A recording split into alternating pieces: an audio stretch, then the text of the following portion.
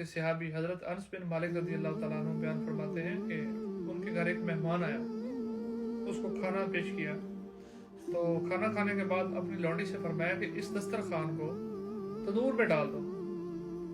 तो वो मेहमान कहता मुझे बड़ा ताज्जुब हुआ कि हज़रत अनस बिन मालिक ने हुक्म किया है कि इस दस्तरखान को तंदूर में डाल दो।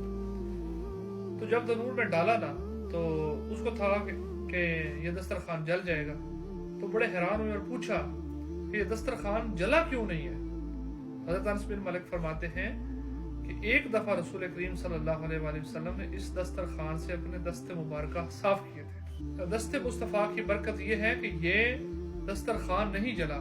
हज़रत मौलाना रूम रहमतुल्लाह अलैह अखज़ फरमाते हैं कि जिस दस्तरखान को रसूल करीम सल्लल्लाहु अलैहि वसल्लम के हाथ लगे आग ने उसको नहीं जलाया, जो हुजूर के दामन से वाबस्ता हो गए, फिर उनकी शान और मकाम मर्तबे का क्या आलम हो।